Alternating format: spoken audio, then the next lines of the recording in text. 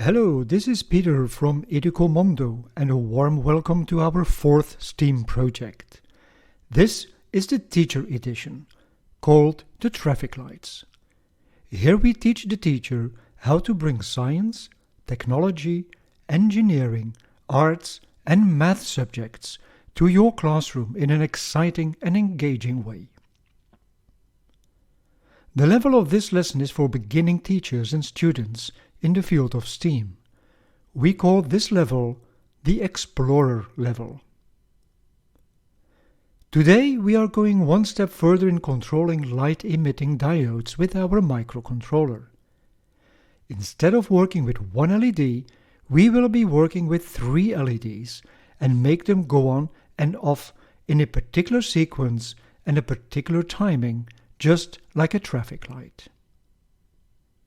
In this lesson we will teach our students a more complex breadboard setup, practicing the for loop, finding solutions while collaborating together as a team. Start by splitting up your class into small groups of about 3 students and hand out the following components from the starter kit: the project board with the microcontroller and the breadboard, a red LED, a yellow LED, a green LED, 3 resistors of 220 ohm. We will also need 4 jumper cables with different colors. I advise to use the same colors as the LEDs, as that will make life easier later on to build and maybe even troubleshoot a project. We will also need 3 of these pre-formed wires. And as always, the most important, the traffic light cardboard figurine. Let's start building the project. In this lesson, we introduce a new way of visualizing the project. By showing this image, you can explain to your class how to build the project. You can keep this drawing projected on the whiteboard or keep it on your computer for their reference. This will allow your students to go faster, because by now they have experience in building a circuit on the breadboard. Only using the drawing, explain to your class how they need to build this project. First, put the 3 LEDs closely together so that the traffic light cardboard will fit. Attach the resistors to the positive legs of the LEDs. Connect the LEDs to the Arduino. Each of the LEDs will need a digital pin to receive the command to go on or off.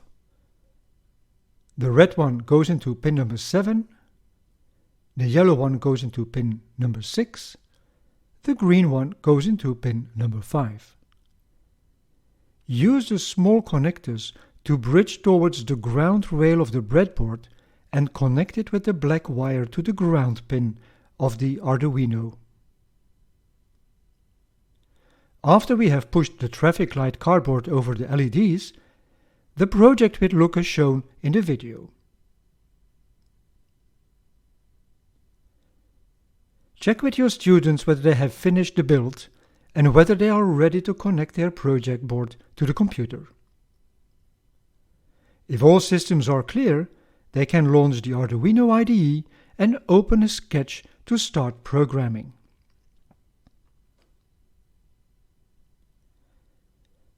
Today's programming is all about simulating a traffic light. The time that one of the LEDs is on or off, or is blinking, should be similar to what you see on a real live traffic light. First, we create a space on top of the program and give our file a name. Lesson number 4, Traffic Lights. The double slash means that whatever follows on that line is a comment. Next we create another command line, variables, because we know that we will need to declare some variables. And we do that in this space and not somewhere hidden in the code. Because we have used pin numbers 5, 6 and 7 on the microcontroller, we are going to declare the following variables. The integer green pin equals 5, orange pin equals 6, and red pin equals 7. We also know that we will use different timings per color. It is safe to already declare those variables here. Integer dt green equals 5000, integer dt orange equals 2000, and the same for red equals 5000.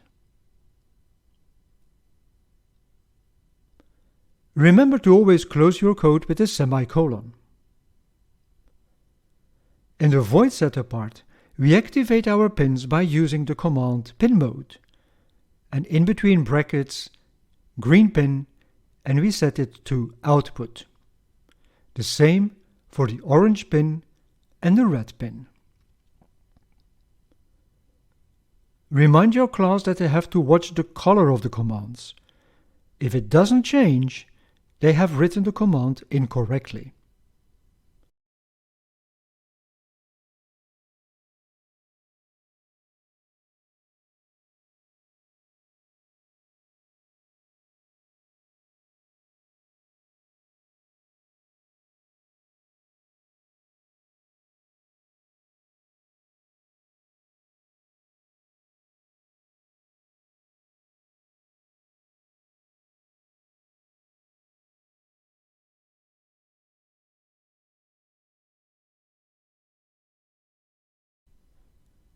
Next we go to our void loop section.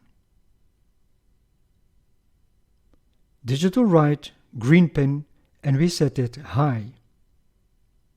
Followed by our delay, the dt green, and then we set our green pin low again.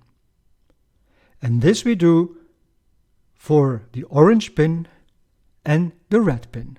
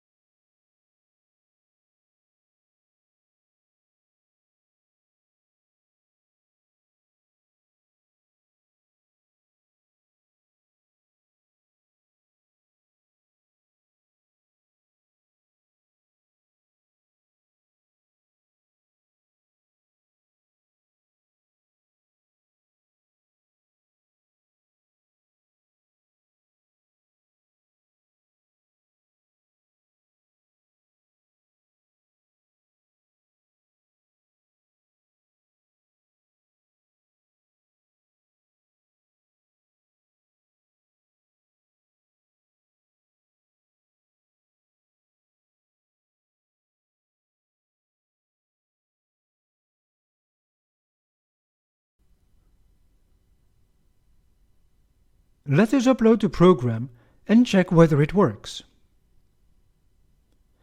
Our traffic light is doing exactly what it is supposed to do. Watch the green light go on and off, followed by a shorter orange light, and then switching to red. After red, the traffic light switches to green again.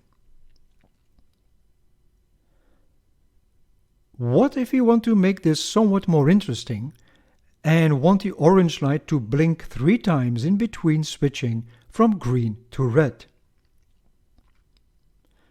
We will use the for command to make this happen. In the void loop section, we replace the digital write orange part with the following for loop. For value equals 0, and for as long as the value is smaller than 3, the value will be replaced by a value plus 1. And then we actually repeat what we had in our previous section. We have the digital write and the delay of our orange pin.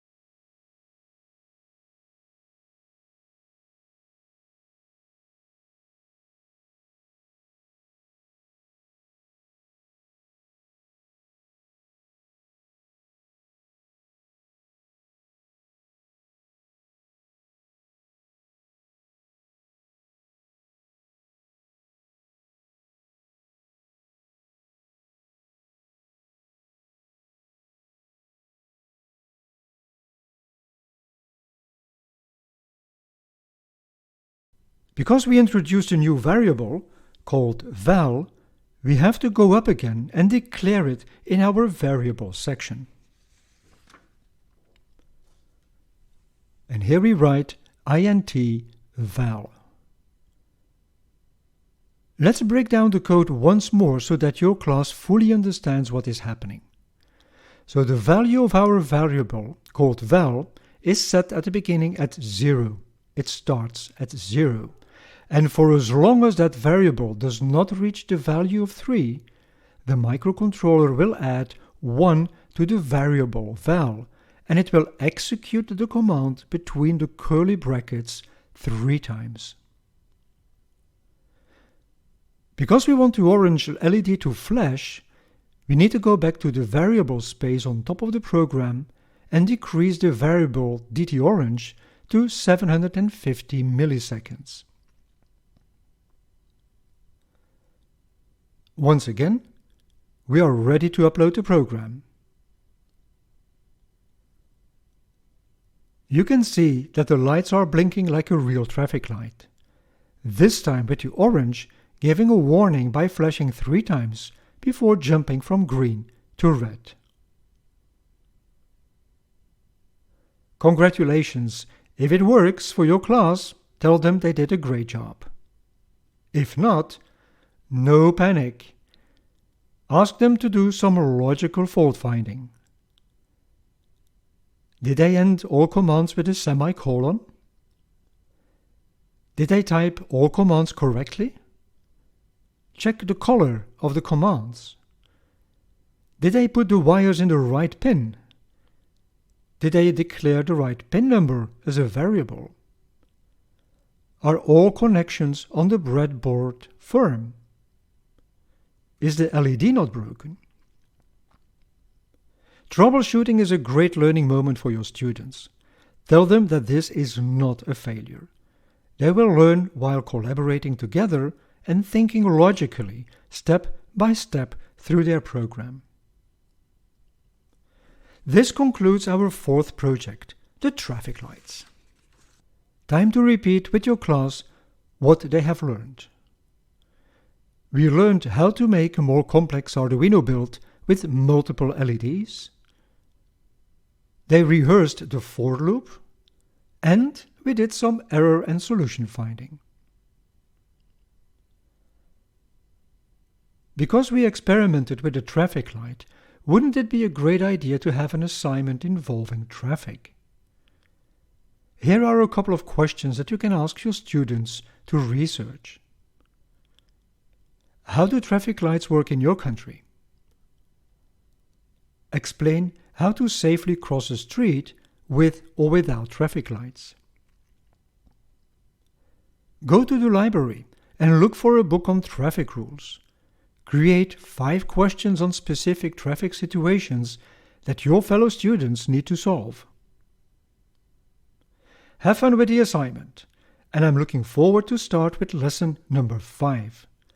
In that lesson, we are going to learn more about colors and a special kind of LED, the red, green, blue or RGB LED. Bye-bye.